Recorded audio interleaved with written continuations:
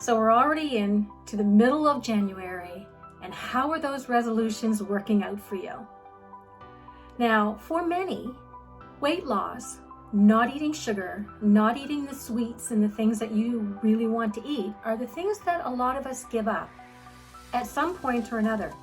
But let me tell you why it doesn't work. We spend all of December baking all those treats and the family favorites and having them in the house for the Christmas holidays. And that includes New Year's too. So all of a sudden, you're partying on New Year's Eve and 2 minutes later your resolution starts? How's it ever going to work? Now, if you're like me, I would put those cookies, those beautifully decorated cookies you made with family, in the freezer out of sight. Yeah, that didn't work so much for me because guess what? They taste better cold out of the freezer to me. And then I found chocolates, same thing. So what if we were to do something different for our resolutions? What if we were to handle them in an entirely different way? And if this is appealing to you, and if you're already faltering on that New Year's resolution, then stick around because you want to hear this. I'll be right back.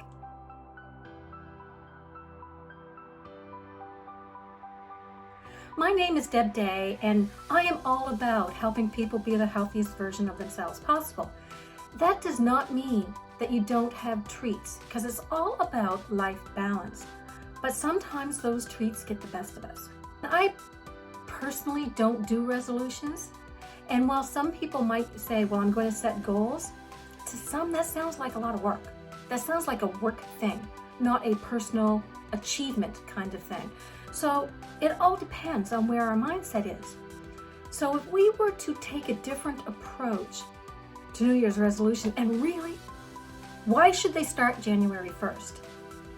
You just came through Christmas and New Year's, and you start January 1st with a big New Year's celebration. So there's going to be that dinner, the extra sauces, the desserts, the treats. Maybe it's a football game you're watching and you've got to have all the stuff. So what if we were to say, I'm not going to do something that, like 365 days is a long time. I don't know if I can do that. I don't even know if I can get to next week, let alone 12 months from now. So what if we were to say, for January, I am going to do this for the month. And you say, maybe January is purging all the things out of my home that should not be there. Now, realistically, you can't do that December. It'll never happen. Your family will be pissed at you. So you can spend January doing that, or the first 2 weeks in January. And maybe it's getting all those things in the house that you really should be eating and doing that casual conversion, because sometimes cold turkey doesn't work so well.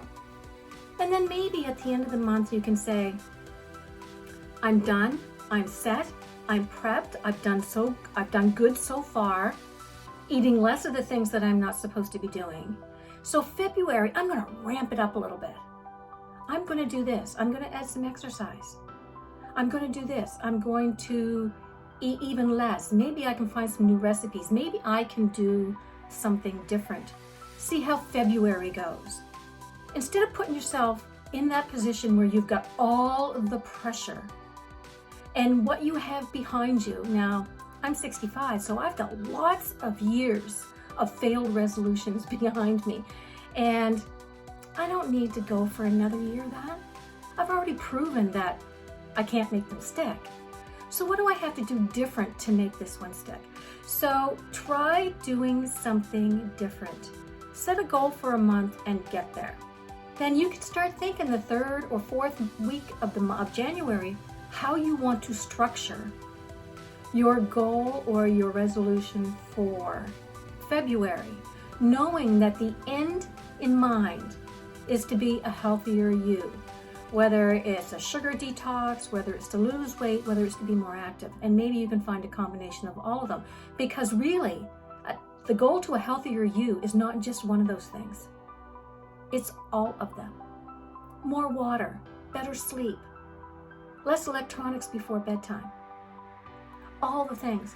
So if you want to have that New Year's resolution work for you, it's still not too late if you're finding yourself already faltering. You've missed a couple of days, you didn't do the workout, there's a little bit of those cookies left, I'm going to have those and then they'll be gone. So give yourself some grace. This is not a failure. You're just setting yourself up for success. So give yourself some grace. This is not a failure, this is a lesson. You know where you faltered last time. So take that. What can you do differently that will mean that you can get past that point this time? And don't call it a resolution. That's becoming a hated word at the end of December and into January. Just make it a commitment or an intention that that's what you're going to do this year. And I will help you however I can be the healthiest version of yourselves possible so you can live that kick-ass life.